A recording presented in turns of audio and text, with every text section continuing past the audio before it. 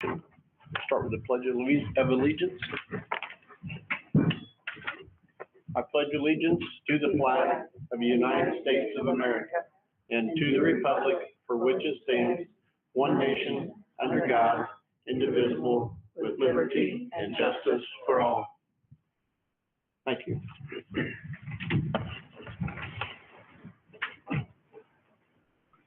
Okay, first we have is the approval of minutes. Has everybody looked at them? Anybody have any discussion on them? No discussion, need a motion? Motion to approve. Second. Motion to approve was by Francis, second was by Grant. All in favor? Raise your right hand. I don't see aye. Katie? Yeah. 7-0.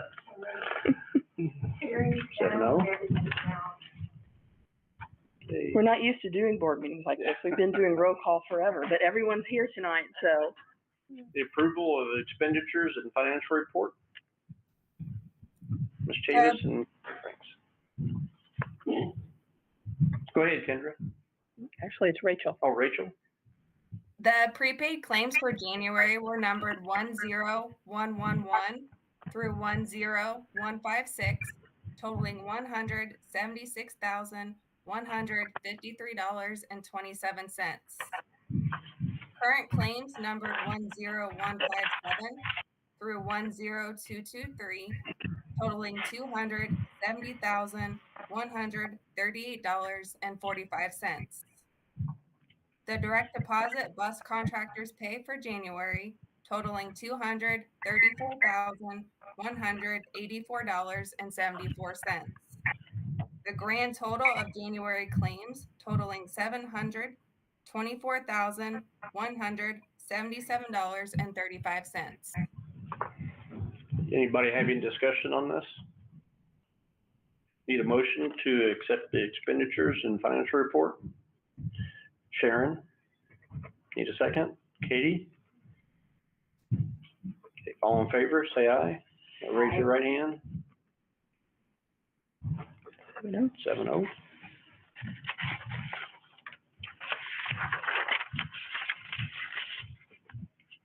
A corporation finance report. The education fund balance as of January 31st, 2022 was $2,059,370.07. A year ago, this balance was $1,887,823.40. The operations fund balance as of January 31st, 2022 was $750,344.36. A year ago, this balance was negative $106,160.76. The investment interest earned year to date as of January 31st, 2022 was $2,047.79. This is compared to $438.63 a year ago. Anybody having discussion on this? A couple of months ago, we talked about putting money back into the CD. Have they looked at that, or is that kind of? We have not. I don't know that rates have gone up to warrant that. I don't think they have, but is that on the radar? it may be when Kendra gets back. Okay. Fair enough. Yeah. Cafeteria report. The cafeteria fund balance as of January 31st, 2022 was $338,203.30. This is compared to $135,662.85 a year ago. Any discussion? Just to update you on the indirect cost rate, we finally we got that rate. So March 1 is when we will start payroll as normal, because right now Rachel's having them half cafeteria, half operations. It will now all come out of the operations. So our indirect cost per month that we will transfer over is $7,740.56. So it comes out to about $92,886 at the end of the year. So we will start doing that in March, and we'll be ready to go. So that will pay all utility, staffing, benefits, etc. Good. So Were we able to go backwards? no. We'll be in a much better position now that I had to apply, and it was extremely late, but those applications are already available now for the following year. So So you have to do this annually? annually, yes, because they take your total expenses minus food costs minus equipment costs and get that monetary amount, and that's what the indirect rate is applied to based on Form 9 data that we send in. If something happens next month and a freezer goes out and you need this money, do we have to transfer the $7,000 a month? No, over? we do not have We to. don't have Correct. Okay. Right. Now that 92,000 comes out of the Cafeteria fund. 338,000. Yes, and that is a little misleading because we got 2 checks in after that report was done, so it's actually higher than what that is reporting. But the reimbursements did not come in time from the state to prepare this report, so you'll probably see a larger amount on the next month. Any more discussion? Latchkey report? The latchkey fund balance as of January 31st, 2022 was $3,662.61. This is compared to $4,091.97 a year ago. Any discussion? Okay, permission to accept grants and donations? Danielle Osborne, special education teacher at Franklin County Middle School, is requesting permission to accept a donation from Whitewater Valley REMC in the amount of $750 for supplies. And Keith Isaacs, Director of Operations, is requesting permission to accept a grant from IPEP in the amount of $2,335.81 for the purchase of safety equipment for school employees. Any discussion? What does IPEP stand for? That's our workers' comp insurance. Okay. Indiana Public Employee something. No discussion? I need a motion. Terry? Sharon, second.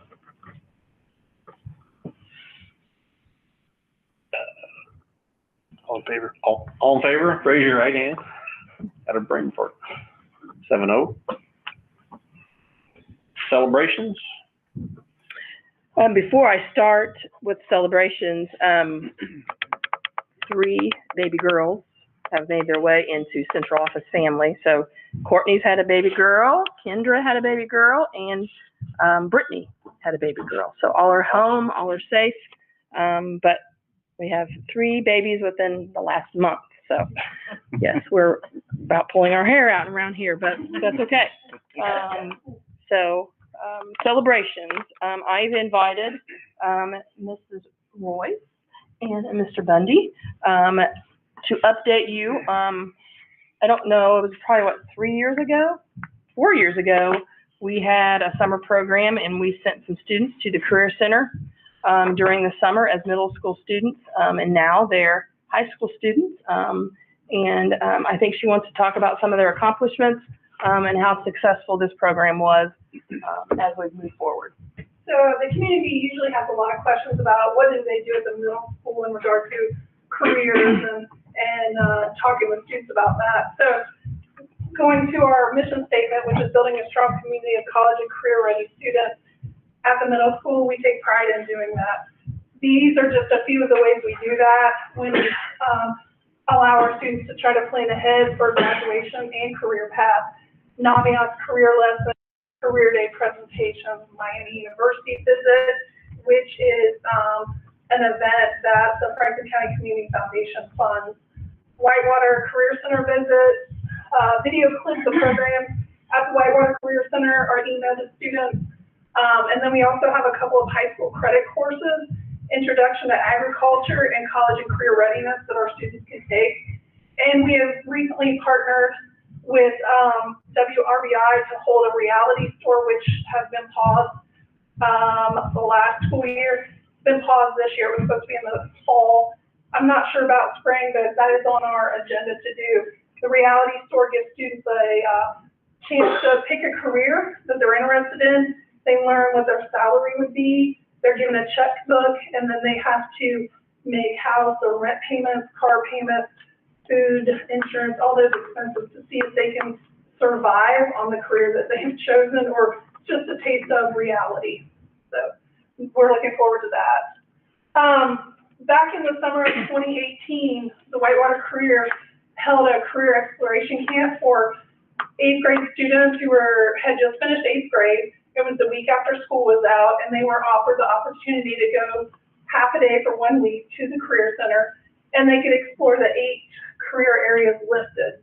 We had 11 of our students attend, and 6 of those 11 attended the Career Center as sophomores, which is a little bit new for the program, allowing sophomores to attend. They really have to plan ahead so they can get all their classes in and that type of thing. And I'm really excited to have 3 of those kids with us today. So our first student is Alex Kersey, who went to the automotive technology program.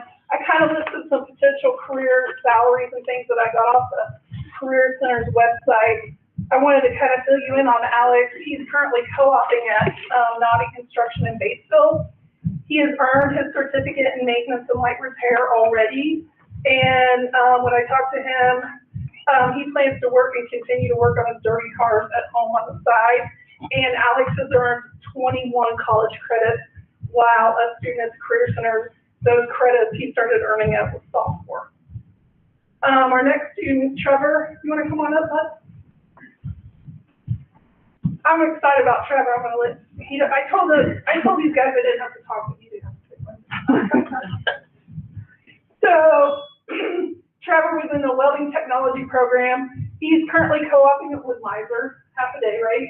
You've been doing that this whole school year, correct? Okay. And if he, when I interviewed and talked to Trevor, he said that if he wants to work full time, Miser would hire him. But he's kind of thinking he might go in a little different direction and maybe do some heavy equipment, go into heavy equipment operator, union member. He's not really sure yet. Maybe welding on the side. Trevor's story is kind of unique with working at Wood-Mizer. I found this out through Tony Jones, the assistant director there. I'm not sure, do you get paid to do your co-oping job? So they're making cash. Trevor earned a little bonus at Christmas time. All the Wood-Mizer employees received a bonus check. Trevor received one also, and all the employees and co-ops received how much? $1,000. $1,000. I would have loved that. But like, oh, so very proud of him. I don't know what he's spent it on. Yeah, don't tell. You remember I left that, right? Okay, I knew this was gonna happen. I skipped a page, and I don't know how to go back. Just like that. Next, I'd like to introduce Nick Wendell. Yeah, you can sit down for a second. Nick has an interesting story. He is currently working toward his Associate of Applied Science degree in Industrial Technology at Ivy Tech. He completed the welding technology program. He started his last class in March. Is that correct? Yes. Sometime As soon? of right now. As of right now. Hopefully finishing before FCCSC graduation. Yes. So when he graduates, he will have his associate's degree from Ivy Tech before he graduates from high school. Does that make sense? Did I say that correctly? And he would like to secure a welding position doing custom fabrication in the future. So very proud of Nick too. Good job. Nick's currently, he's not co-oping at this time. He's doing some more extra coursework at the high school as a senior, but he finished up the welding program at the end of his junior year. So thank you very much. And then I've got one more young lady to introduce. This is Caitlin Brunneman. She also went through the welding technology program. She's currently co-oping locally at Smith Welding here in Brookville. She told me that she enjoys repairing equipment, which involves welding and electric and mechanical parts. Correct me if I'm wrong when I say that. And in the future, she'd like to own her own welding repair business. Oh, I see a typo, sorry. Her own repair business. She has earned her certificate in structural welding, and she currently has 39 college credits in her program time and through high school classes. Ms. Jones at the Career Center also told me that the certificate in structural welding is a very tough certificate to earn to get that certification. So I'm very proud of her, especially when I look at like some of these numbers over here at the bottom. Like, whoa, hello. Wow. So anyway, 3 of these kids, of these 4 are like my own kids. Former 2nd grader, Trevor, former 2nd grader, Alex, former 2nd grader. So I met them when they were 7, and now 11 years later, I'm like, oh, we did it. You guys did it, and I'm super proud, just like your own parents, I'm sure. And I just kind of wanted to share with you guys what we've been doing at the middle school to help our kids with careers. So that's all I have. If you have any questions for me, I'll be glad to answer them. The February fly pod, we'll tell you a little bit more also if you haven't listened to that. Bonnie James and I did an interview for that. The career, Awesome. yes. How many students do we currently have going to the Career Center? I know it's morning and afternoon. At the high school, I'm gonna guess around 100. I know that the numbers have gone up in the last few years.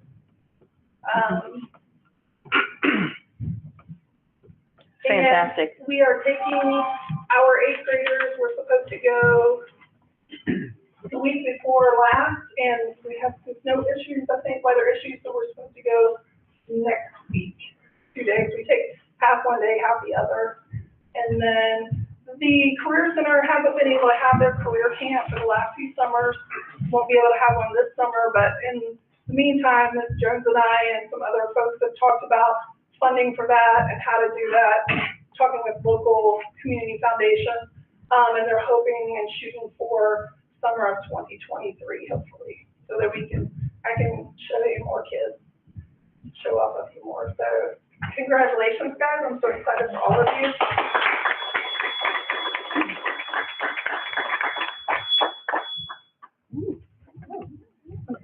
Get a picture.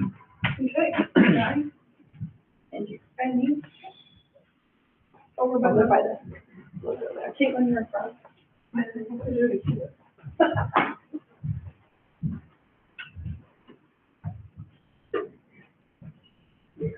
39 college credits. Wow. That's unreal.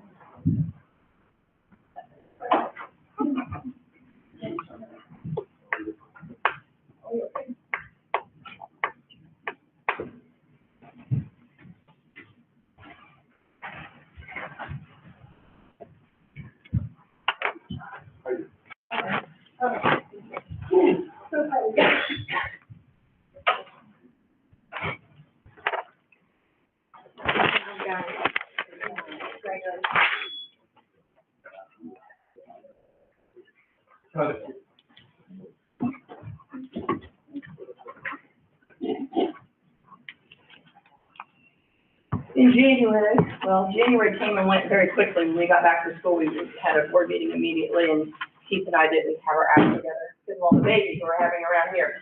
So we decided that we were going to do 2 Educator of the Month, one for January and one for February, as well as support staff. So my Educator of the Month for January is Ms. Taylor Earthman.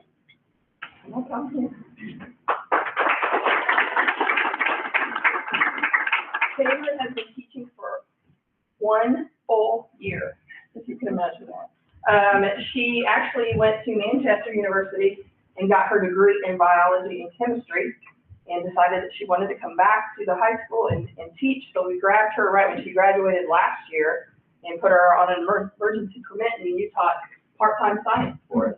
And then we we hired her full-time this year, and you're teaching what, math and science. Right. She was nominated by a student, and the student said, Miss Earthman took her personal time to help me stay on track, and she includes everyone, and no other teacher has had an impact on me as Miss Earthman. She also coaches co-ed at the middle school, and she has served as the assistant at the high school, correct? So we asked her what she loves about teaching in our long career of 1 year. The best part of her job is being able to work with former teachers and learning new things from them daily. It's such a blessing being able to learn from the people that have such a tremendous impact on my life. She's very grateful to be able to do something that she loves every day with people who truly make it enjoyable. So congratulations. And you had a nice certificate. Mr. Isaacs, would you like to? Would you have some guests if you want to? That's okay.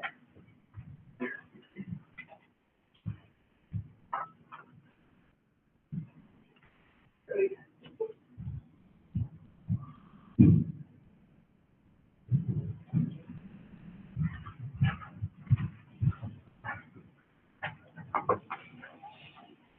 And my February Educator of the Month is Stacy Hawkins.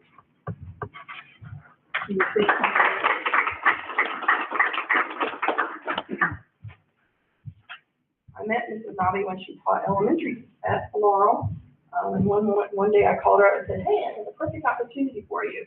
So she has been teaching special education at the Franklin County Middle School, 7th and 8th grade. She's been teaching for 21 years. So she has her master's in elementary ed and special ed. She was nominated by a parent, and the parent said, Mrs. Nobby holds a position that often goes unrecognized, and I would totally agree with that. She comes in early and stays late. Her classroom is positive, and she continually strives to motivate each and every student. When she speaks to them, it's always with care and kindness. She has, I don't think you're doing this next year, but she has been coaching at the high school cross country, and she runs marathons.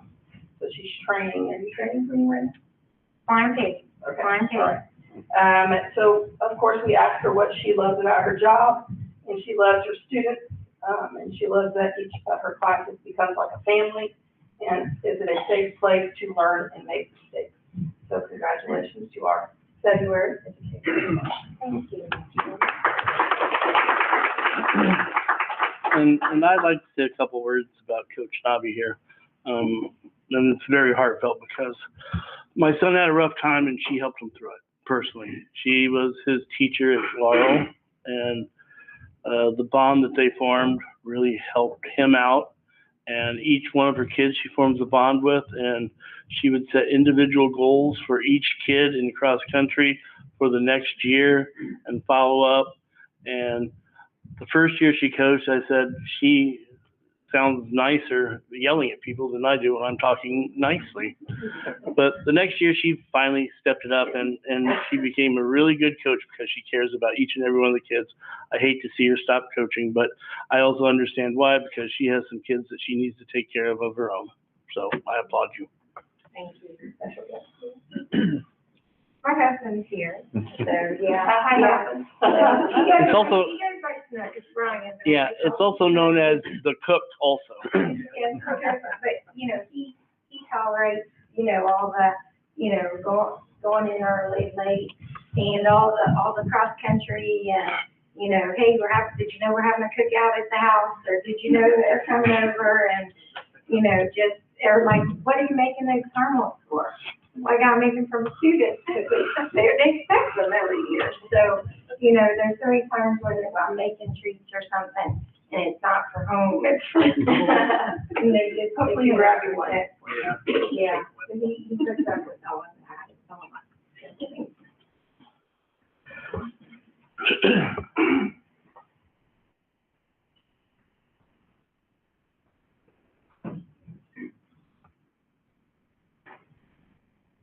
Did you make her shovel the driveway, by the way? Ah.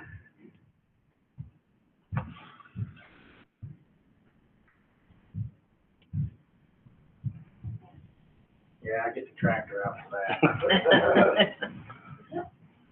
You don't trust her on the tractor is what you're saying?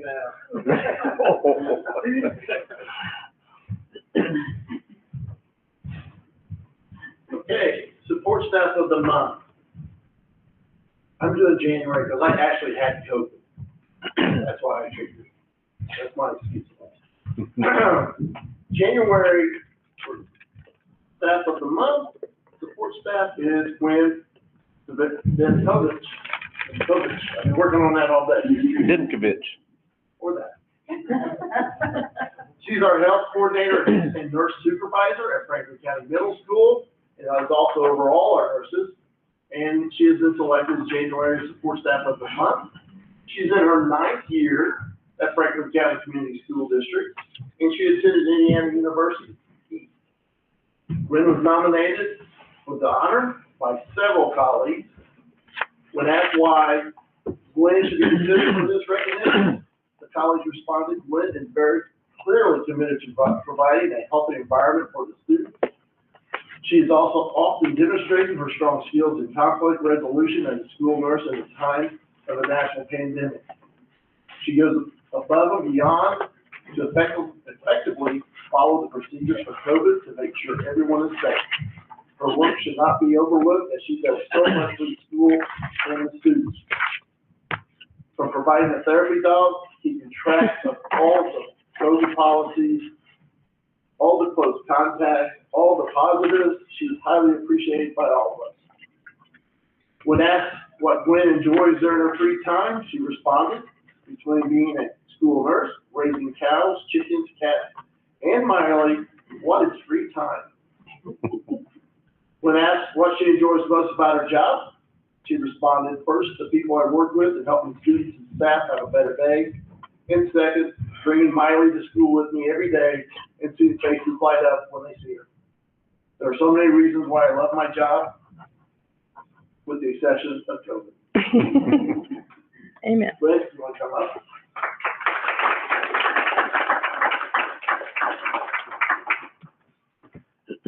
Gwen and Miley. You want to introduce your guest? This is Miley. She's my right-hand girl. My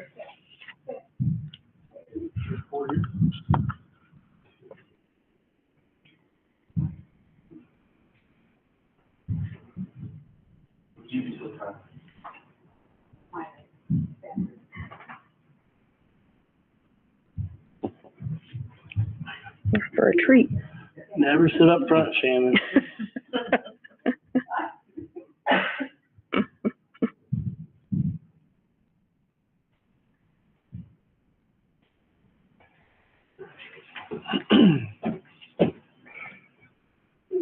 Yes. I also would like to say something about Ms. Dimkovich. I first met her whenever she worked for the sheriff department and I was a state trooper. And I always liked how she done her work there and was really excited whenever she decided to come to work for the school corporation.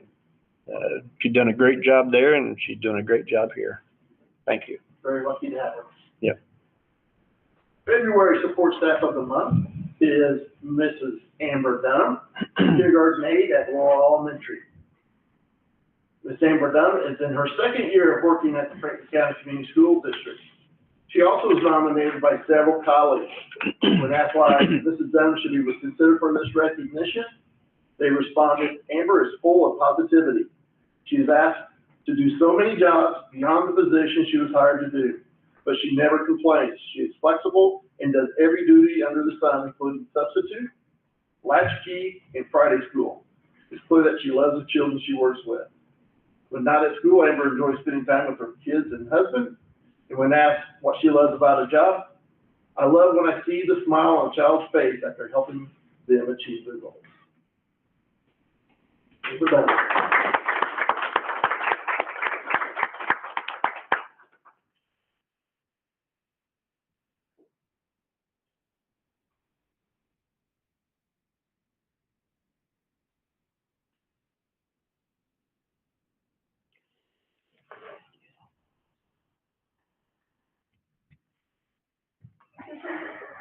Okay, before we go on, all the guests are excused.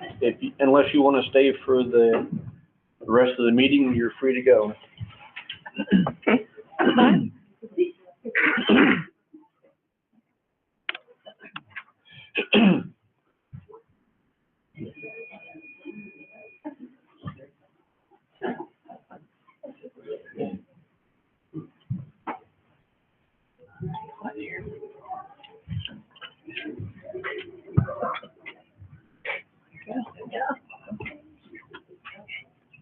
Okay, next on the agenda is statements from the public.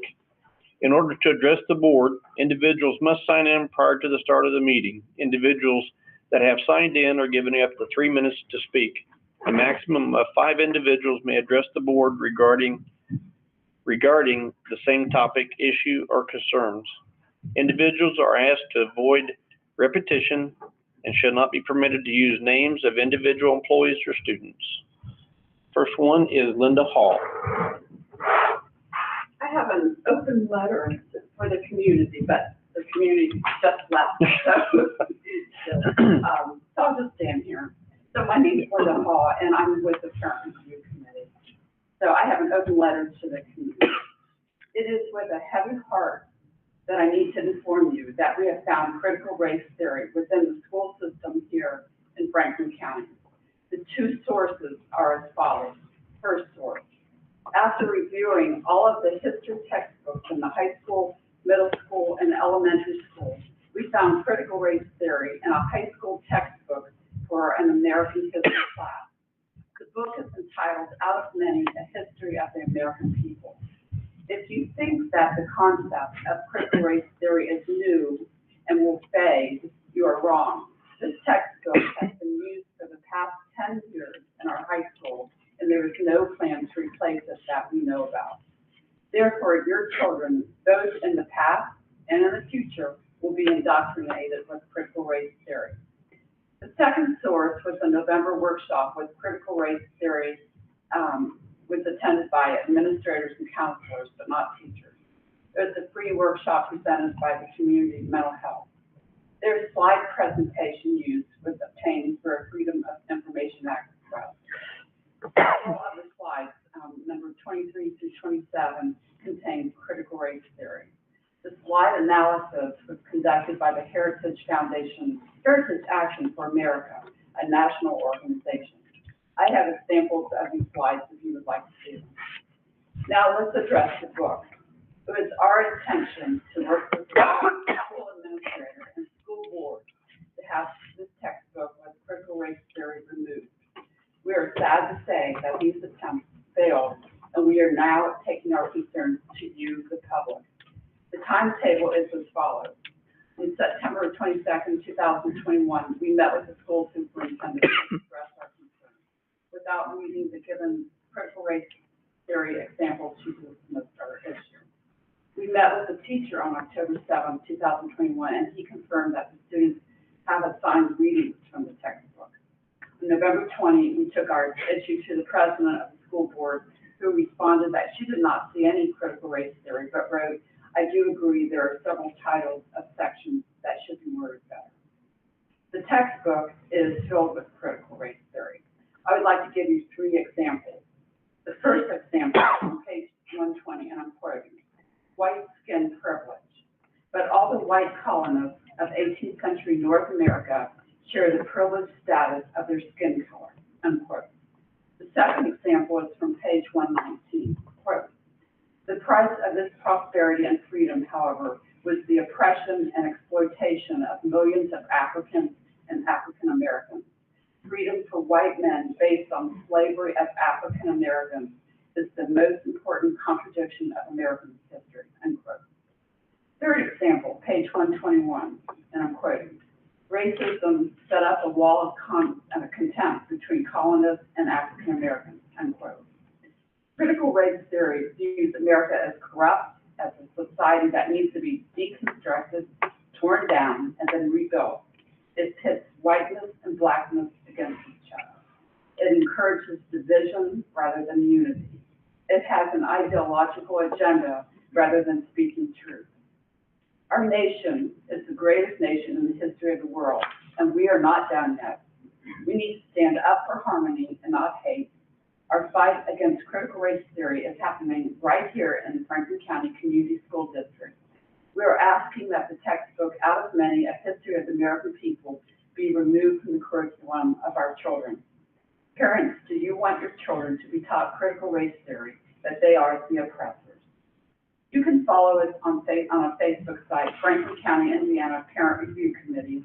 I encourage you to contact us with any concerns or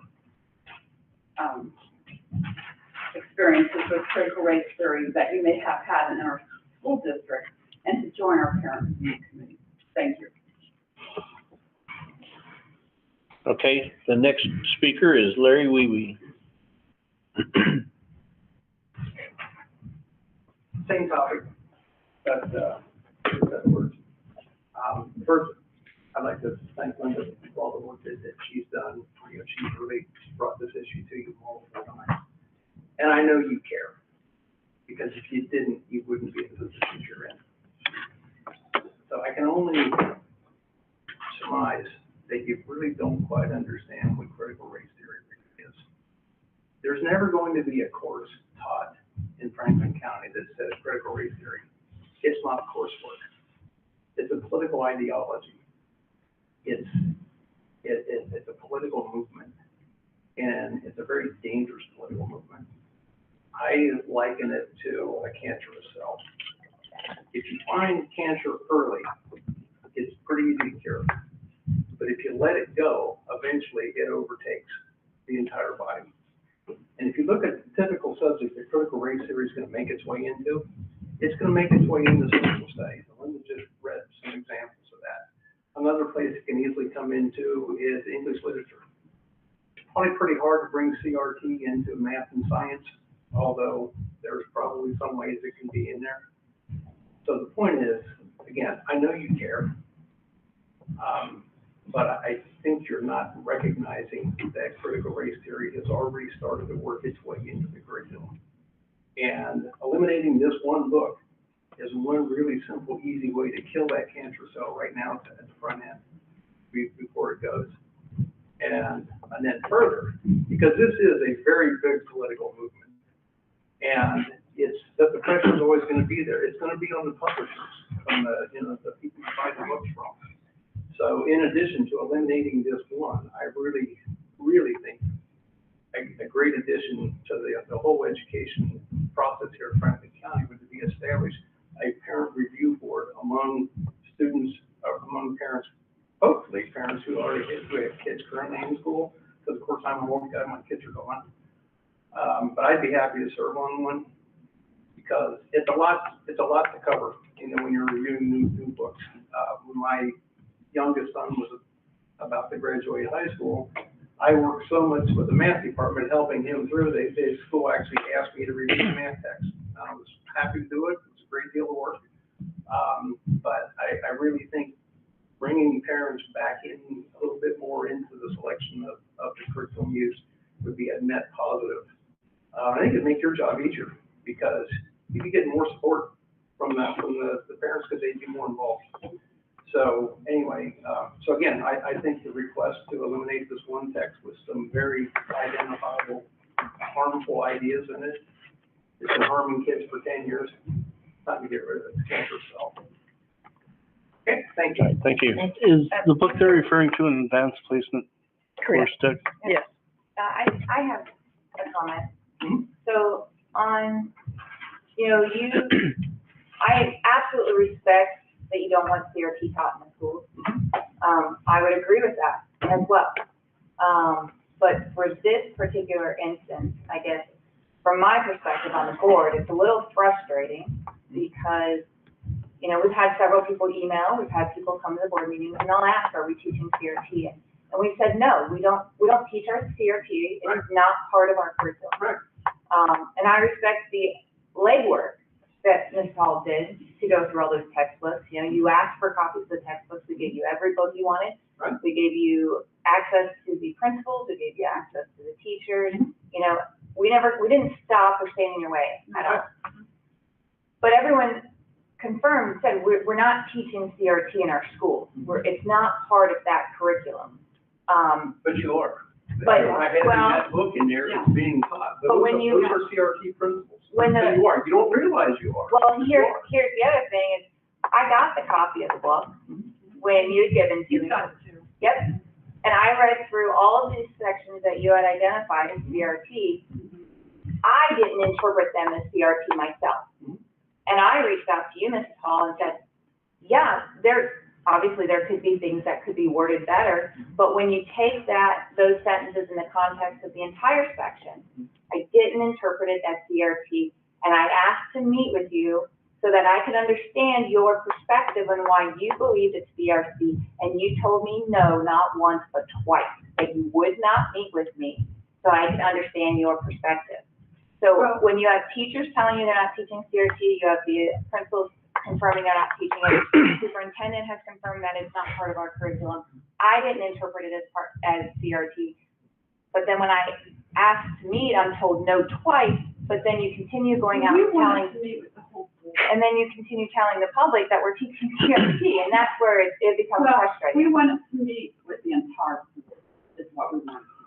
Not Open just door one. policy makes that very difficult. Well, it could have been, you know, maybe we could have set something else, like, I don't know, 2 meetings or whatever, but we didn't want to meet with one person. That's why we turned you down. And, you know, when you say it's not critical race, white skin privilege, that's classic critical race theory. That's classic. No. Who talks white skin And privilege? that's where I say that, You know, in the context of the entire section, I didn't read it that way, and that's why I asked if we could meet, and that's why I'm saying, like, as a board, like, that's why we said no. So but, you know, we'll meet. and that's fair enough. I mean, I'm not saying the board should meet. We will meet with whoever wants to meet with us. But my goal was to try to meet with the board. I didn't realize it was gonna be such an issue. Well, that's where I feel like as soon as I disagreed, and I Yeah. wasn't willing to say, let's just get rid of this book, the Well, communication stopped yeah. because you didn't wanna meet with me. You're totally wrong. That was, you know, I wanted to meet with the entire board. There's nothing personal. I wanted to meet with everyone. I've read it, I've looked at it, from my perspective, I mean, you're all free to get a copy of the book yourself, it's about 700 plus pages. But, you also have the email from Ms. Hall identifying the page numbers, but, And Mr. Weeby, I'd like to thank you. You were very elegant in your presentation of critical race there. I do appreciate that. Because I do think a lot of people don't understand what you're trying to do here. I personally do not agree because it's an advanced placement book. These are going to be college credits. And we can't control necessarily what they're going to learn in college. And nor do we want to, really. I think at that point, we want independent thinking individuals. But that's my opinion there. Just as much as I respect you for what you said and the way you said it, Yeah, I just have a different opinion. the fact is in education, the fine line is not teaching students what to think, but how. That's really the key. To teach students how to do critical thinking, not critical race thinking, critical thinking, and to learn how to think, not be told what to think. And CRT tells you what to think, not how to think. But I can also contest on that point of the statement she read, that those statements could be discussed in the class on why did they arrive at this? What are your opposition?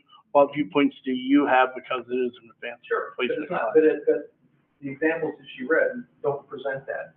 So the one that I really hang on is the statement that white prosperity was built on the backs of slavery. Now, the fact is, if you look at the economic growth of the United States from the very beginning, slavery actually contributed a very, very small part. Well. No, it did. It really did. Well, And- in the southern agrarian economies, it played a much larger role. That's right. But critical race theory, the people who push it, one of the things they push for is reparations. Well, the fact is, only a tiny percentage of the southern population were even slave owners at the time when slavery was at its zenith in the country. So, Well, I'm just gonna say, I was a history major at Purdue, and so we dissected everything that you guys are saying. And that's. And I think that there are ideas there that do need to be discussed because of the ideas of that time in history. And you can't get around that. So but- you would, absolutely, no, we would never suggest that the topic of slavery be buried. No, It needs to be told. It's part of the American story. it's told. But you know what else it is? The other part that's not told is where it fit in the global context. Slavery was a global thing. And if you look at the percentage of African slaves off the continent that came to the United States was actually the small player. Prior to about 1850, there were more African slaves in the Caribbean and Brazil than in the United States. And there were far more of them that went into northern Africa, and even more that went into the Muslim countries. This is Well, a, yeah, It's always left out of American these- out of these conversations. But American this isn't- slavery's yeah. bad, and not. This isn't the time and place to discuss American history or world history because, again, I could talk about the British Empire till I'm blue in the face. What I'm just trying to say is there's another perspective to a parent may want their kid to have that opportunity to expose that at that level. If it was a Okay. basic level course, So- I would so- probably be more so inclined explain to agree. Explain to me how the statement that the white prosperity was built on the backs of slavery. With the facts that that you just acknowledged that how can that be shared as a point of view in the classroom? Because the British Empire went all through the world. Again, this isn't the place or time for that discussion. Be more than happy to have it to you, but the whole point is, it wasn't only white on white slavery. It gives you the chance That's to right. talk about black on Indians black enslaved each other. slavery. That's right. It was And, Africans who sold you other know, Africans into slavery. But That's in exactly the U.S., in the southern agrarian economies, pre-revolutionary, it was very dependent upon slave labor to produce. Right. So when And they nobody- say that, that's what they mean. But I think we have to go back here to the original statement is that this is an AP class. This is not a class that, it's a choice class. The kids have a choice. And if they want to get this credit for college, they have to take this. And so this isn't something that, like he said, that we're promoting from Franklin County. We're promoting the AP class so they can get extra hours. There are other textbooks that are not critically Right. for college. Are you But suggesting? that I'm we can't get- saying, but this is what I'm saying. I don't know the university who is this from, the AP class? it's College Board approved the textbook, but the textbook's not the curriculum. The Right, standards are the curriculum, and that's Right. what our teacher is Right. teaching. right, which is not CRT. Correct. But they. The book is a resource. Right. This book, because I was given a handout of the reading, because they are, reading this book to their classes. But there are other textbooks for AP classes on American history, this is not the only one. I still don't think you understand what I'm saying. Whatever class, whatever university is teaching this class, when you go take a class, they will list the books that you have to have for this class. And it's not our choice, the book that they have to use for this You're- AP class. You're talking dual credit. The AP is a College Board, so there is options for Okay. choice of book, yes. Is the teacher actively teaching this section? You referenced. He gave me one page with a list of readings. I do not know, I don't know. This is just one page.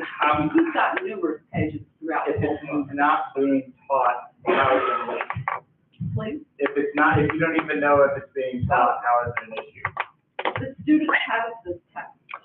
They have a PDF of it. They have a paper copy. The fact that they even have this textbook and it's a course textbook is, telling me that you endorse this book. Right, the text, just having it in the text creates the possibility. Tammy, is this section being taught? Eric says no. This is my problem, and What is this is one of, section? excuse me, this is one of the sections you referenced. Well, it's throughout the book. It's not You referenced specific sections. three. Right. Okay. So, and those are the only instances you found throughout No, the they're not the book. only, no, she only gave you the example just for reference purposes. Yeah. Was it the only book throughout the corporation? please. Was it the only book throughout the corporation? Is the only one that you found with books that you? Oh, yeah. that you- All the other books were wonderful. They were inspiring about North American. My issue is you were allowed access, which is great. Yeah. Came in, you looked at everything. Yeah. The superintendent met with you. Yeah. The teacher went out of their way along with the vice principal to meet with you. Yeah. The president of the board took the time to read all of this And met talk to with me on you. the phone. And spoke with you, offered to meet with you. Your timeline doesn't put in that you offered to meet. Your timeline doesn't put in that the teacher said that the teacher wasn't even teaching this online. I'm Well, looking at, excuse me, let me finish. Okay. I'm looking at the timeline online. My issue is, and this is one of my pet peeves, when people go out on social media and they distort the issue in that manner, that's problematic, because now we have to deal with this as a board, and it becomes a board issue when I don't even think this is being taught in the school. We can get into a debate on the critical race theory. I'm not going down that rabbit Of hole. course, textbook.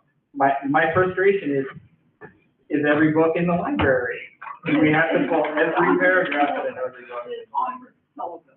It is the only first textbook on this. Is he teaching those? I just have one page that, with all these different pages of reading for the students. Did you I cross-check don't that have page it with entire. that? I don't have it entire. It's through, the critical race is throughout that whole book. I went through it page by page. I just picked out 10 examples to share. I didn't think anyone wanted 100 examples.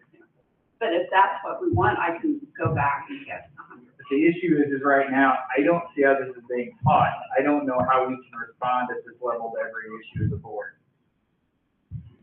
We have so many issues we're dealing with as a school corporation. I know you wanted a special meeting, but I don't know how we can have a special meeting for issues like this. I don't know how we can go against timelines that are put out there on Facebook that to me are misleading.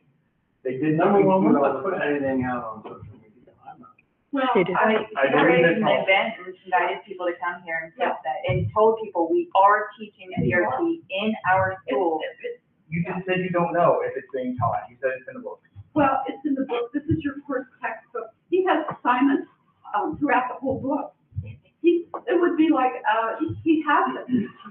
It's entirely But he told you he's unreasonable. not. It's entirely unreasonable for this board to expect people in the community or even parents to know exactly which text is being taught in the classroom, because we're not there. And what we can determine though with certainty is that the text being used has those harmful ideas in it. Which is why you met with the teacher Has any parent or student complained to you that's in this classroom. in this classroom that this book? I do not know of any students. Okay, we're gonna have to discuss this at a different time. Okay. We have to move on, Okay. okay? Very well. But, Very yeah. well. thank you for Thank you coming very in much. and presenting this. Thank you. We really appreciate Thank you it. for I mean, taking your time to go through the book. we know it takes a lot of time to go through all these and Right. stuff, and, Right. Well, and again, you know, like I said, we're not trying to be adversarial, Oh, you know. we understand. In terms of, Yeah. especially for the kids. Yeah. You know, so I just, you know. Okay, well, thank you. all righty, Thank you. thank you. Okay, statements from employees, we have none. Superintendent's report. I just put those in there for your information only. With the addition of Mrs. Holman, Mr. Brumbach, you were placed on the capital projects future planning committee. These meet as needed, and it would just be, coming in, meeting with our central office team, to discuss things that may need to come to the board. So, may meet, we may not. It just depends. The discussion team, I'm assuming, Mrs. Foster and Mr. Bryant still want to be on those. Is that a yes, Mrs. Foster? Yes. That was, and C, so in your board packet, tonight is for discussion only, and that is, board policy revisions. I believe I emailed you, it's been a minute, but, that I was, meeting with, Neola. And in that Google Drive folder, I think I put together what Neola is and who they're working with in the state of Indiana on board policy. I just felt like ours, was extremely outdated, and needed some work. So, in the first round, it's just administrative, but there are some topics that you might want to pay attention to in that, and one of them is public comment. I know Mr. Reeves has had some ideas and comments that he may want to share with tonight. I think as part of that, most of that is pretty straightforward. I do want you to pay attention to, it is 166.1, the consent agenda. We've had some talk about our board agenda. We do have an option, as you know, when we get to personnel, we read every single one of those. You can have a consent agenda item, and you can lump all that together, and it could be just a personnel report, and it's one vote, and we move on. So that is an option. You can do financial report, and that's one vote, and we move on, so we don't have to read all of that. What else can be a part of the consent agenda? Am I missing anything? Those are the two big ones that, especially the personnel. It doesn't mean when I send that board packet out on Thursday or Friday that you can't call me up and we say, I need you to pull this out because we need to discuss and we need to vote on this separately, which we can do. But to read every single one of those, I don't know if you feel like it's necessary, we'll continue to do it, but we can do it as one vote, a consent agenda item. So I do have a question on yes. that. If someone is added, like sometimes we have an add to a personnel or whatever, a coach or whatever, and we've not seen that till we get here. Do you want us to continue on in the board meeting, or do you want to know before that item comes up? Say you've got a list of 10 coaches and then somebody down here has been added, and there's some problem with that. Do you want to know that before the board meeting starts? That would be helpful, Okay. but I probably, if that would happen, maybe keep that up separate regardless. Okay. Because there are times when we do have, we didn't get our email, or Right. somebody's trying to jump and squeeze something in at the very last Right. minute. So yeah, that would be fine. So the other one that I think we probably need to discuss heavily is public comments, public participation in board meeting. I think in that board packet, I did kind of pull that one out separately so that you could look at it. I put some thoughts, and I think the main one is they need to be residents of Franklin County, and they need to be parents or guardians of children enrolled. I don't think we should be allowing individuals that live in Wayne County coming down here to talk about something that we're doing in our school corporation. So either a resident or they're a parent of a child in the corporation. Okay, and so I know that we've had a parent or a person come in regards to a student that wasn't a parent, wasn't a guardian, was grandma and grandpa. How will we know that? It's going to be written right there with the address, and I think that this will be a policy. I'm hoping that we can get that out there once you guys decide what this looks like. Yeah, if we do sign-ups ahead of time, it would be very easy, obviously. If we continue to do sign-ups at the board meeting, yes, that may be very difficult. But I think using that podium and having an individual state their name and address may help.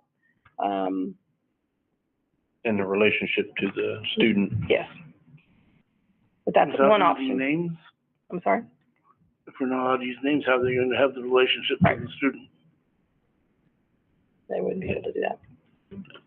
So that's one thought I had. We talked about, we say 3 minutes. Lately, that hasn't been the case. I think it's important that we, as a board, discuss, we do 30-minute time limit. 10 at 3 minutes each is probably very unrealistic. But I think if we want to allow more time, which I'm not opposed to, maybe we do 6 individuals at 5 minutes. So that's something that you need to discuss. That allows that person a little more time, because 3 minutes doesn't seem to be enough to address some of those situations. Can we also group, discussion items? Because, you know, like tonight, we had 2 people, they talked about the same thing. It's a lot easier to respond after the second one, so you're not then saying the same thing. And if like you have 3 people that want to talk about a particular topic, those 3 people can talk.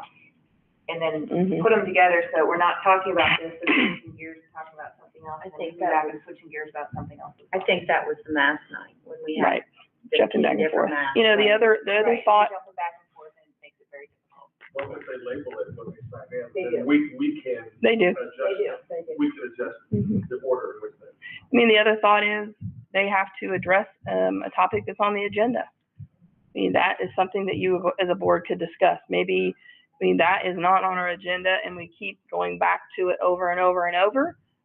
That's a thought. They get, that agenda is sent out by Kendra the week before, Wednesday and Thursday. It's on our website. If they want to address a topic, that's a thought. Doesn't have to be that way, but I don't know if I'm a huge fan of that, because it might be something we just didn't think about or didn't know about. It might be something we want to put on an agenda or a future item. Right. And if we try to discourage parents from coming, you know, and I'm trying to think, like, you know, when we had COVID and we were starting to bring sports back, right? We brought back high school sports and middle school sports we brought back. It wasn't on the agenda to talk about, but it wasn't intentionally overlooked. It was just, there was a lot of stuff going on. right. But because somebody came to the meeting and they spoke up, we're like, oh, well then we were able to have a meeting. No, it was on the radar before that. I hate to say it was. It was We on had a the meeting agenda like for 3 days the later. next one. Right. Right. Well, we called it up sooner because it was such an outcry, but it was on the radar. It wasn't that we ignored it. I guess didn't my say we main were point is, ignoring it. and I'm sure Mr. Reeves agrees with me, we're tired of sitting up here looking like idiots, not responding to anyone on their issues. But in truth, this is a business meeting, and most of the decisions go through Tammy, and we need to be able to have Tammy direct them to her to try to handle the situation before it becomes a board issue. I agree. Tammy should be dealing with this before we individually as board members speak. Yeah, I like the potential triage process of advanced sign-up, because that does get in front of front office. A lot of the things can be handled ahead of time, just because a lot of the things are more of a front office question, if nothing else. It's just fall under Some of them may executive not need meeting, to come up we could have before a topic and discuss this. that particular time, and may need to come up at some point in the future. That's one of the reasons why I'm really a proponent of the advanced sign-up, because I think I don't want that to silence anybody, but I really think that could be, so I don't want that to be the only avenue, but I really think. I agree with that. It cannot be the only avenue. I think that's just a really useful way to be able to address things more expediently and more properly. Some things we can tell them ahead of time that that's coming up in a future meeting. Things can be headed off that don't need to get to the board level and addressed simply. And that is my main issue on that, as far as trying to prioritize that sign-up process so that we can respond more usefully and not just be sitting up here twiddling our thumbs. My problem is with us speaking, we may not speak exactly what's in the policy or what is, I mean, we may not be telling exactly what we should be saying. So I think if we don't know, we don't need to say it, and Tammy needs to. so your grant, are you saying that advanced sign up is required to speak at the meeting you want? Definitely. No, I'm not saying advanced sign-up is required. My thought is basically advanced sign-up would be given priority to fill those blocks. And then, to meet the 30 minutes? I mean, if we have 87 people sign up, yeah, if they signed up in advance, I would give them priority. Now, odds are most nights we're not gonna have enough people sign up in advance that we're gonna fill the entire thing up. Do you see limiting the public speaking piece to 30 minutes? Yes. this is a business meeting, it's not a policy meeting. We're trying to decide the direction we're going with the school business, and tonight was a good example of, you know, I could argue with them till I was blue in the face over what I thought critical race theory was being represented and not. But in the end, what it means is that, you know, at that 30-minute, we're done with that interchange and it needs to go to a different forum. I don't have any problem with tabling the conversation and saying we need to take it to another forum, we need to take it offline, we can have a discussion later, we'll have Tammy meet back up with them, we can do all that. I have a problem with limiting the people that are going to talk. I don't have a problem with advanced sign up, and I don't have a problem with giving them first dibs to speak. But there should be a limit on the number of people addressing one subject. But if somebody wants to come to the meeting and they feel this is their opportunity to talk to the board, that's why we're here, is to listen to them. Well, we also have phone numbers, email, and other ways. Alienate the public by trying to tell them that they can't speak. I mean, that's been a problem in the past, and I don't want to go back there. Again, not against advanced sign-ups, I agree. Yeah. It takes care of a lot of issues because I think that really people limits think the number. something is happening, but if you do advanced sign-up, you can take care of a lot. We've done that before. We've found out things are going to be a concern for someone. We've reached out to them and they're like, oh, okay, well, I understand now. But we have something that really makes our policy antiquated, is the fact that social media now is a forum for the public. If you get upset, you put it on there, and wants to stop a person from saying, everybody show up to the school board meeting, and then you have 90 people packed in here, and it could have been handled with one simple And we have 90 people answer packed in. 30-minute time though, because we have business to conduct. This isn't the forum for them to air that. Well, I'd say we do just the advanced sign up and you got first dibs on it. And then if it's taken and you come in and sign up and there's no other times, then So, you can't speak. does it mean, Realistically, how often has this happened where we've had so many that we? And that's a good point, and that's why I don't think limiting that number is that great of a deal. And I'm at the opposite, because of that, I don't see any reason to limit it. I mean, if it's something If that's it's not, not broke, don't fix it. if it's something that's not time pressed, signing up at the meeting could effectively be advanced sign up to the next meeting. Now, if it's time pressed, we may have to make a judgment call on that. Well, I think this needs to be discussed, and I we're doing don't it. think we have, well, I think we all need to go home and think about what our priorities are and, come back with recommendations. Let's all go to your house.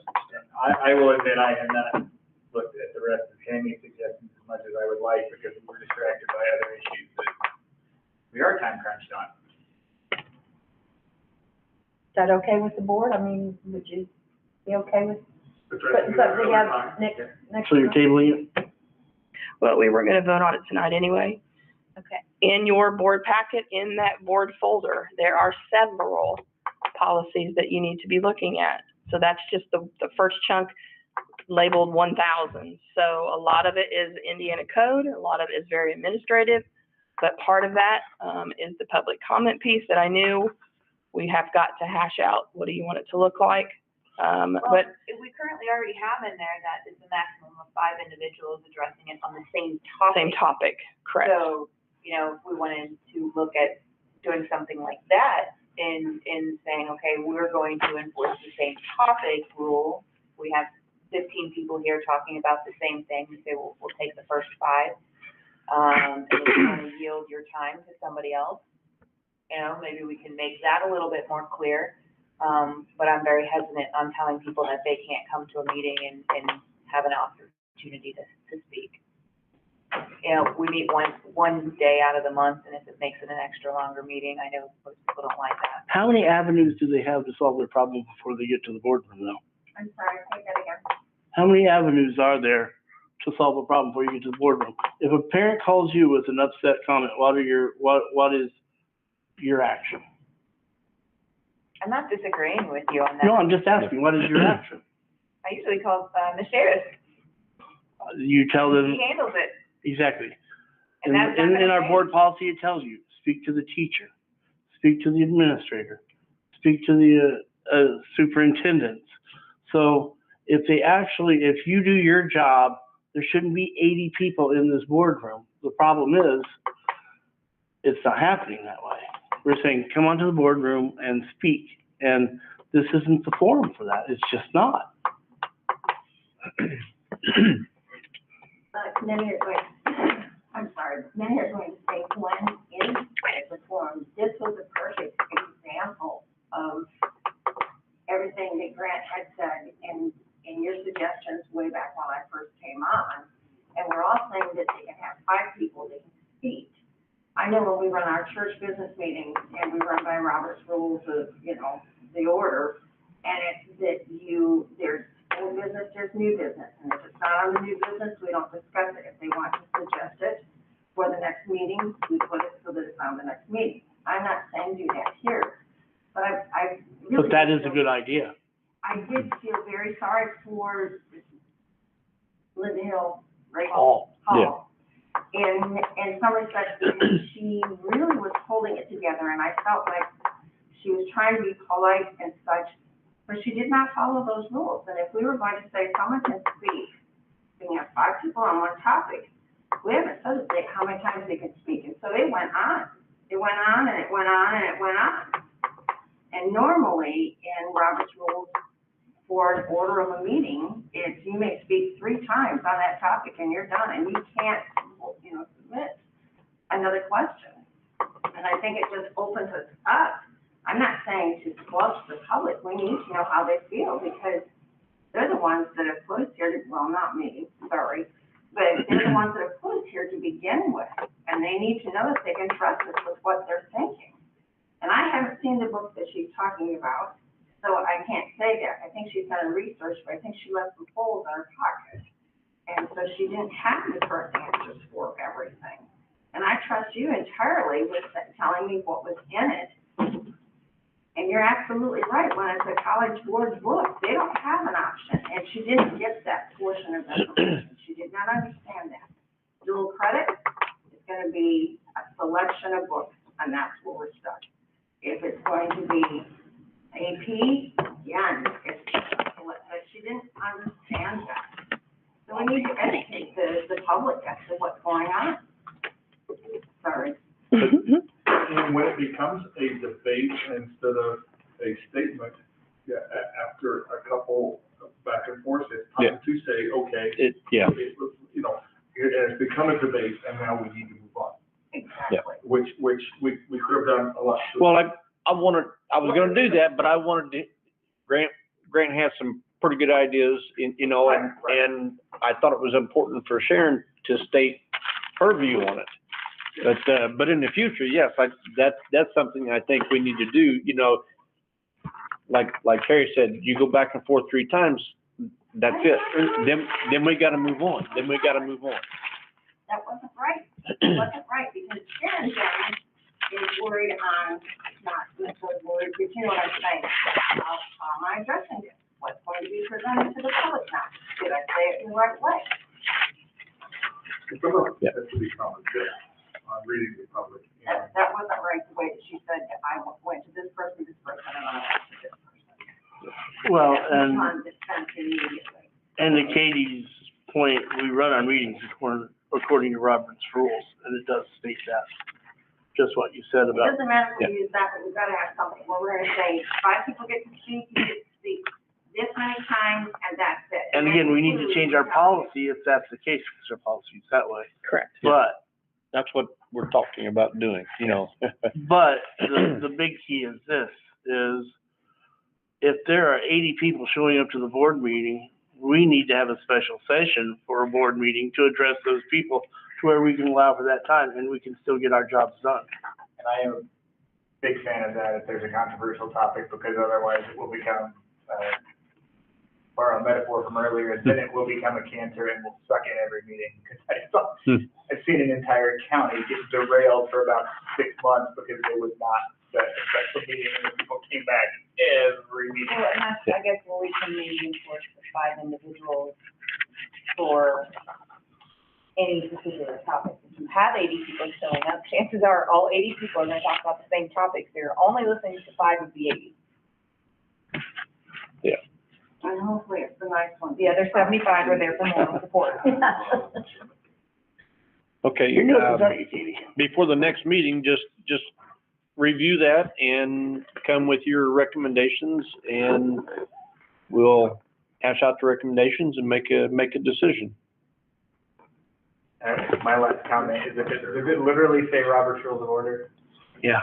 Okay, I moved to get rid of that because those are 800 pages long, and I am not kidding. And if we're not following all 800 pages, we should not. Yeah, no, I'm just saying that's how we have it set up. If we're not going to follow it, Sorry, go ahead. let's pitch it.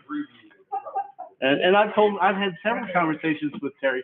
That's what we are. We're a policy-making board. So if we wanted to change something, we need to change policy, not individuals. Okay, we're gonna move on. Enrollment update. So our February 1 was our last ADM count date. That dictates our funding from the state. So if you recall, our ADM count in September was 2,062. We have lost 102 since that time. 26 of those were early grads. So that brought us to 1960. We have re-enrolled 7 from homeschool. So that gives us 30 odd new students since September. So our February 1 count date amount was 2004. So that in reality is 58 less than what we had in September. With just a basic math of $7,000 per student with the basic grant formula. So between February and when we return, when that next count date is, so February until August, our monthly tuition support will go down $400,000 between now and then. So not monthly, but overall. So we're going to suffer a little bit. I did go down and break down just a little more detail of those 102 students. Like I said, 26 were early graduates, 51 transferred out of state or to another school system, 12 transferred to homeschool, and 13 of those were expulsions. And You said 12 yes, transferred to homeschool, 13 were expulsions? correct. Student number, total students, yes. Oh, 13 total expulsions reduced the total by that much? Correct. Okay, I thought Yes. you meant 12 homeschools, Mhm. 13. I was confused by the math. And of those 51 that went to another school system, 8 of those were to an online program. So we've kind of got a mixed bag of everything. Do we know where our other 43 went? Yes, I do have that. Yes. We're not going to go over that now, but if you can email that, I'm curious to know. Okay. Any discussion? Okay, old business, Mr. Isaacs. Nope, no business. No old business? No. Okay, new business, Ms. Chavis. Your item that's first. Solar. Okay, after our meeting that we had, executive meeting, Grant come up with some, I had talked with him, he came up with some different ideas that I didn't know about, and which made, I know after we had one executive meeting, we went away thinking that what's going on. So then we had an executive meeting with Kelly Hipskin and Pat I can't remember his last name. Right, we had training on solar system. Right. And, they answered quite a bit of questions to what our concerns were. And then, Grant, I had talked with Grant after that, and Grant, can you share with, the board what we discussed?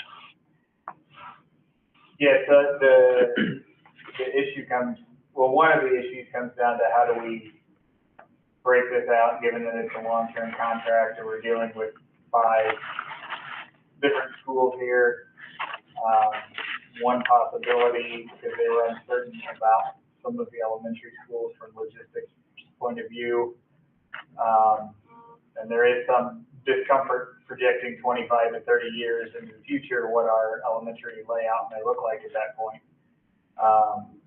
One possibility is going with the high school and middle school only, and I get the general sense that that is potentially a viable product, or that in and of itself is potentially viable.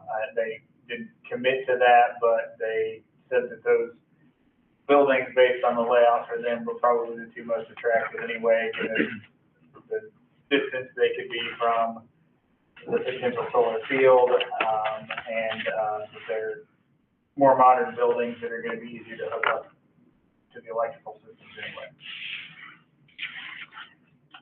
So that may be, that's another option that may be on the table that we didn't realize, because the initial proposals that I think we had discussed were set the 2 county elementaries as independent projects, and then set all 3 schools in Brookville as one big project. And this was breaking that middle one down a bit so that it was the 2 schools. Okay, but, there was a, one of them was the high school, middle school, and Brookville Elementary. And we talked about phase 1, and then looking down the road at possibly phase 2, which could include, Laurel and Mount Carmel. That was one of the other, things that was discussed. Because of the time frame, we are going to have another meeting to really discuss and decide what we're going to do and which schools we're going to do it, if we're going to do it. Well, until we see actual numbers, how can we make that decision? By actual numbers, you mean actual numbers for the high school? For savings, alone? as far as, I mean, Sharon presented a lot of numbers based off of saving and energy. She really did her homework and did a great job. But, you know, we're signing Some a of that did 25 change. years. Well, we're signing a 25-year termination did, but not the service fees. So until we see some actual numbers of projections out, I have no idea what we're talking about here. That's in the contract. It's in there. It's by building, so even the ones in the main campus, it's split out. By building. Okay, but we went from a 6-acre field to a 4-acre field. Does that show us what the new contract would be as far as expenditures and costs be? There are some things I think that may not be broken out entirely. It's partially broken out, I think, in the main campus one, but I think it's not entirely. I think those graphs were based on all three schools, weren't they? Yes. So the termination fee was broken out, the service agreement was broken out, but I don't think the projection necessarily was broken out and exactly where that would come down. So what is exactly that you would like me to request from Kelly? Like to see what a service contract would be for just the high school and the middle school. Okay. And also their timeline of when they would have to build, given any leases that might be in place or any obstacles that would happen. All right. And I also would like to include the elementary school. So we have that. We have that. Oh, do we? Okay. I mean, we have that Yeah, currently. but we don't have the two. You have all three clumped together. You don't have them independently. So if you wanted the elementary school independently, I don't know if they would do that or not, but yeah, right now, there's 3 contracts. There's the 2 elementaries individual, and then there's the entire Brooksville campus, the 1 contract. So this would just be taking 2 schools out of that entire Brooksville campus. And the other question I would like to know is if we do just the 2 schools, is it possible to add the 3rd one in at a later point?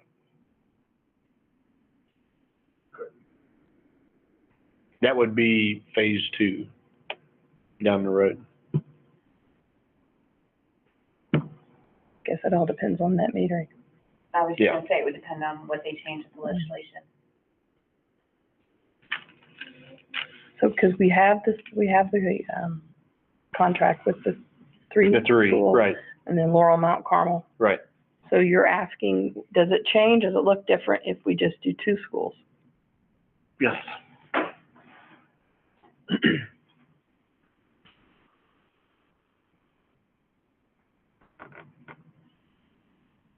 Okay. I'm trying to miss my pin though.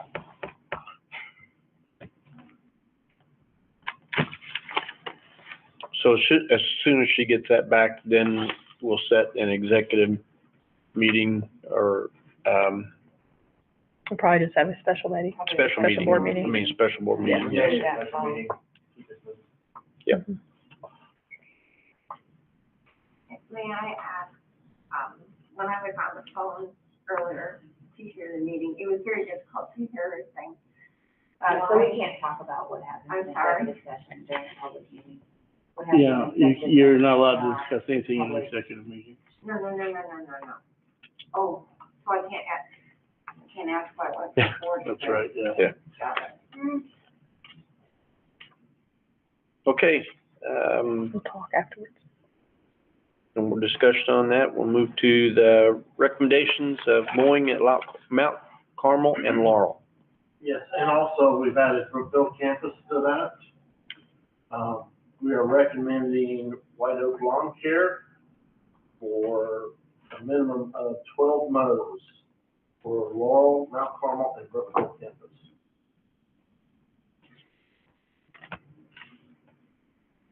Okay, any discussion? Need a motion? Terry, made a motion, need a second? Sharon, all in favor, raise your hand. All opposed, same sign, 7-0. I'd also like to recommend for our lawn care and landscaping maintenance for the year, the Get Green Lawn Care. We sent out for bids, we only got 1 back. Okay, any discussion? How did it compare to what I had in the past? It just went up about $500. Percentage. Last year. Total or for the year? Yeah. Last year, 25 this year. So moved.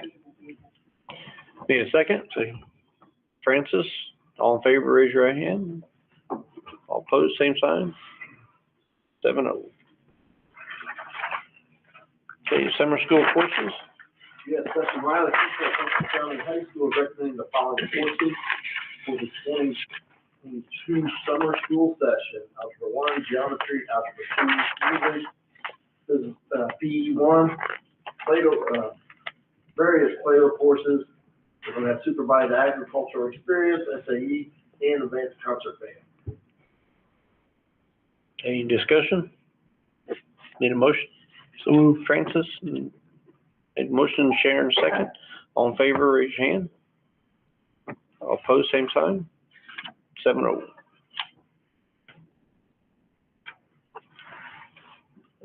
Head of maintenance job description.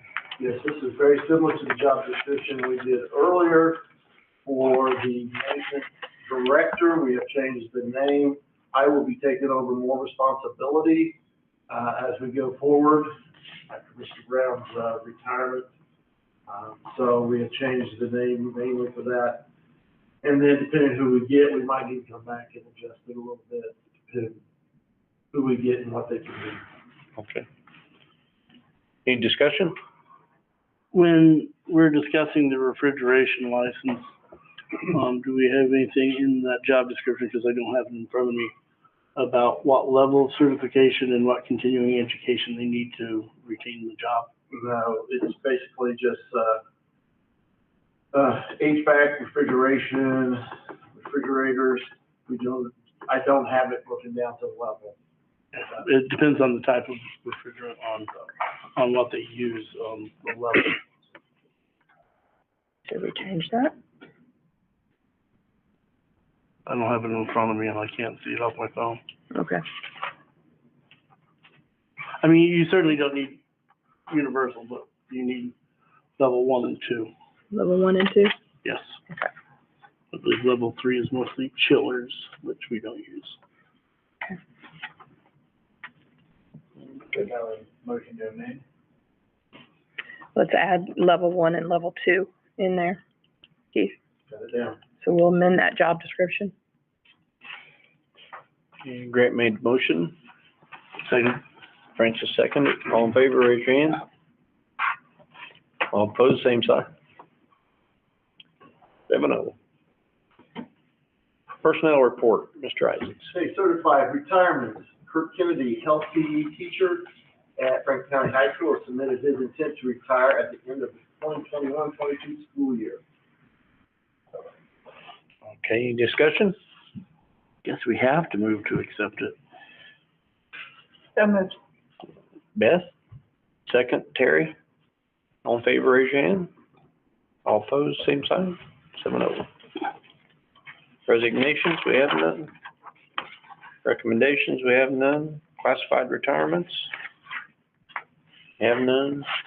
Classified resignations, Yes, Allison Cochran, Secretary at Mount Carmel, submitted her resignation effective at the end of the 2021-22 school year.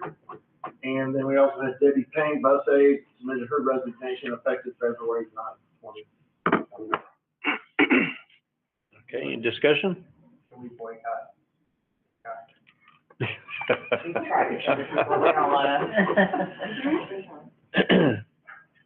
So Okay. moved. Beth made the motion, Sharon second.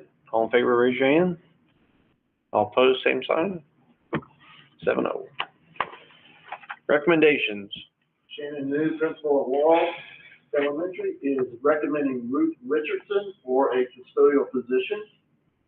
Jill Brack, principal at BES, is recommending Madison Roberts for computer professional, classroom paraprofessional for the remainder of the 21-22 school year. Any discussion? Need a motion? Sharon made a motion. Terry seconded. All in favor, raise your hand. All opposed, same sign. 7-0. Extracurricular activity, resignations, none. Recommendations? Debbie Doral, athletic director, is recommending the following coaches for the 21-22 sports season: Justin Leasing, JV assistant wrestling coach at Brandon View, weight room supervisor. Dustin Riley, principal at Franklin County High School, recommending Kayla Patterson and Angie Ripple for FFA sponsors for the remainder of the 21-22 school year. Any discussion? Need a motion? Terry made the motion. Need a second? Grant second. All in favor, raise your hand. All opposed, same sign. 7-0. Field trip request. Have none. Other?